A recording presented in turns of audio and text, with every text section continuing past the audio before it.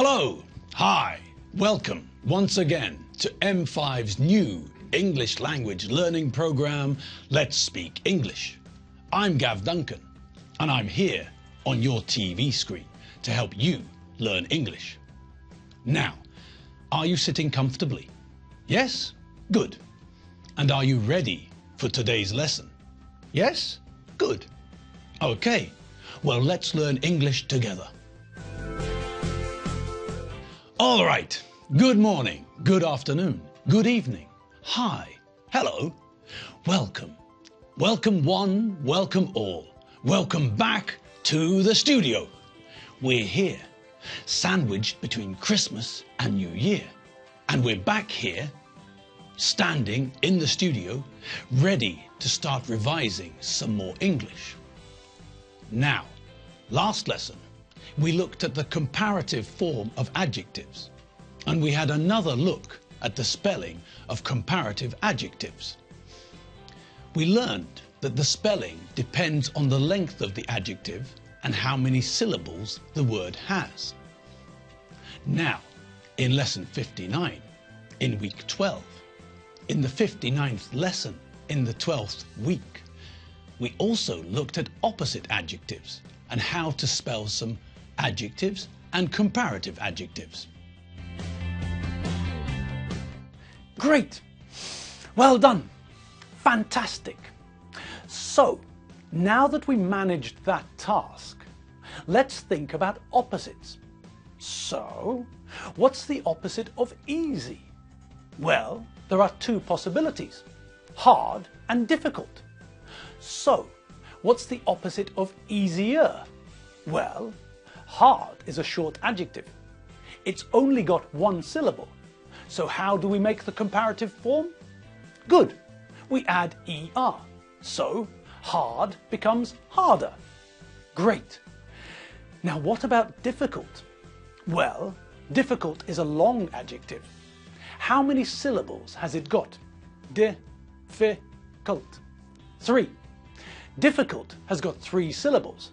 So how do we make the comparative? Good! You remember, we put more in front of the adjective. So the comparative form of the adjective difficult is more difficult. Okay, what about the adjective cold? What's the opposite of cold? That's right. The opposite of cold is hot.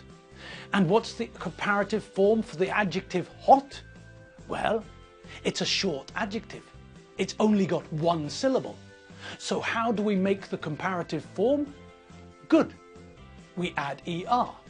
But wait a minute. Hot ends in vowel plus consonant, doesn't it? So what happens to the end of the adjective when we make the comparative form? That's right. We double the last letter. Okay. So, the comparative form for the adjective hot is hotter. Okay, now, what about the opposite of better? Aha! This is an irregular one. Do you remember that the comparative form of good is better? That's right. And the comparative form of bad is worse. So, the opposite of better is worse. Well done!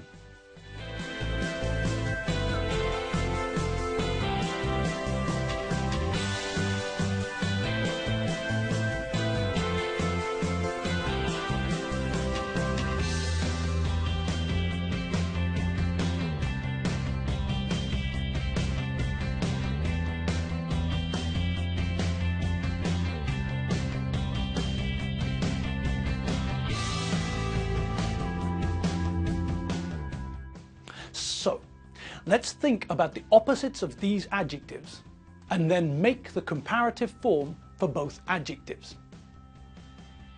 Cold, hot, colder, hotter. Tall, short, taller, shorter. Good, bad, better, worse. Easy, hard, easier, harder. Easy, difficult, easier, more difficult.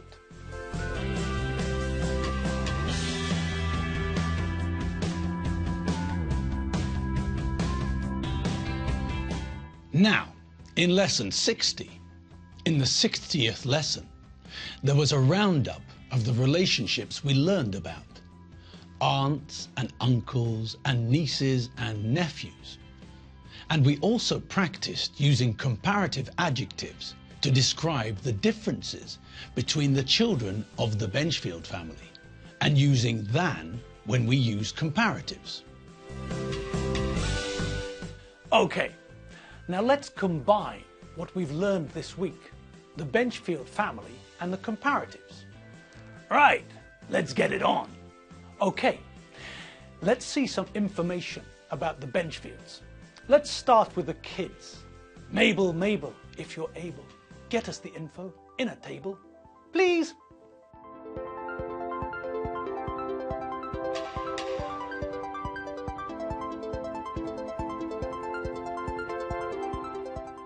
Okay, so there's the table. Now let's make some sentences about the Benchfield kids using comparative adjectives. Whee! Okay, let's think. We should start with Tim. Tim is 14 years old. John is 9 years old. This means that Tim is what? That's right, Tim is older than John. Good. Now, what about a sentence about Tim and Elizabeth? Tim is 14 and Elizabeth is 30. So, Tim is also older than Elizabeth. Okay, we're on a roll. Tim is 14 and Doreen is 12. So Tim is older than Doreen.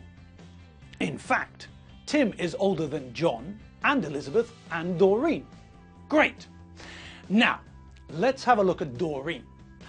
Doreen is 1 meter 49 centimeters tall. She's 149 centimeters tall. Okay. Elizabeth is 1 meter 57 centimeters tall. She's 157 centimeters tall. This means that Doreen is shorter than Elizabeth. Using the information in the table, we can see that Doreen is shorter than Tim, but she's taller than John. Great! And what about Elizabeth?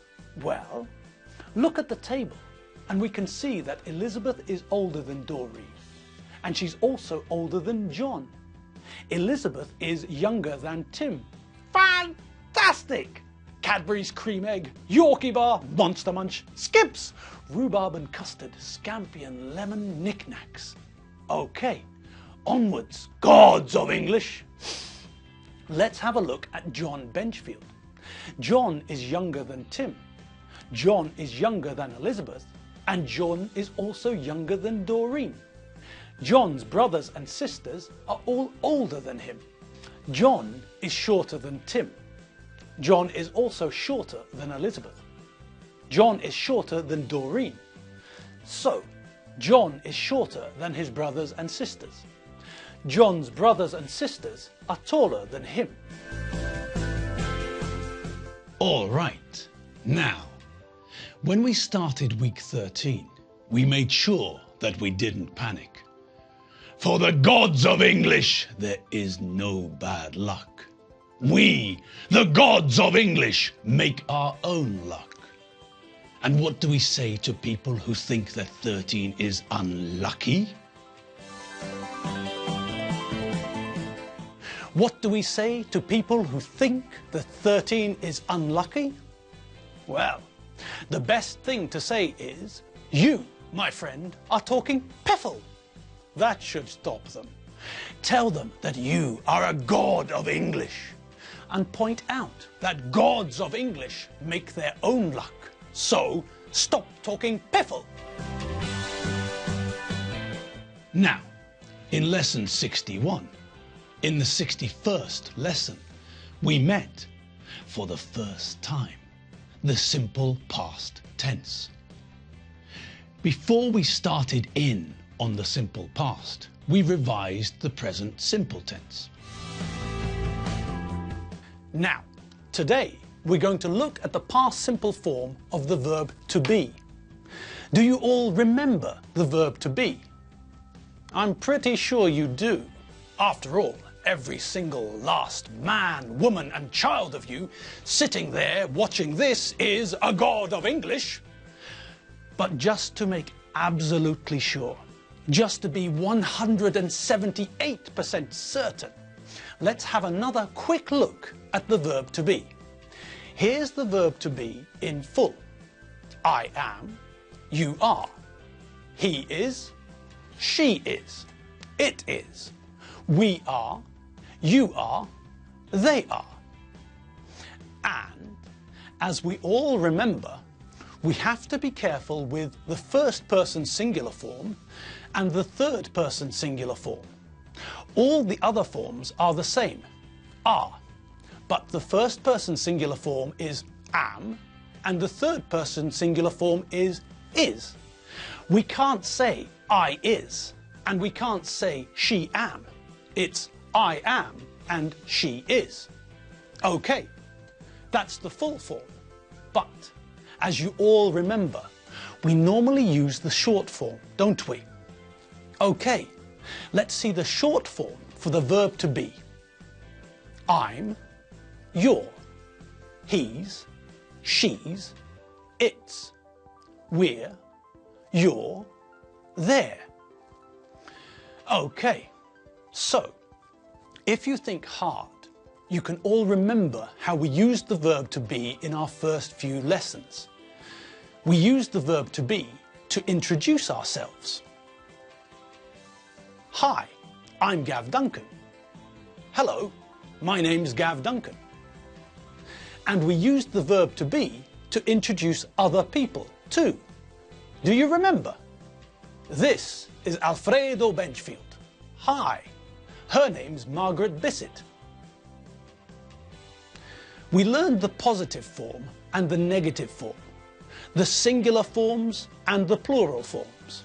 We also learned the negative forms for the present simple version of the verb to be. Here's the negative for the singular forms. I am not Jeffrey Banana. You're not, you are not Dave Squid.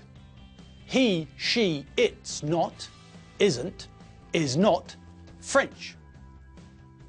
And here's the negative for the plural forms. We are not, we're not. You are not, you're not, you aren't. They are not, they're not, they aren't.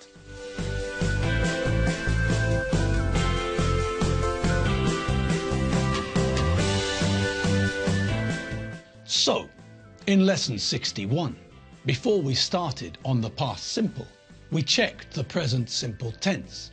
And elephants' toenails, we're out of time. That's all the time we have for today's lesson.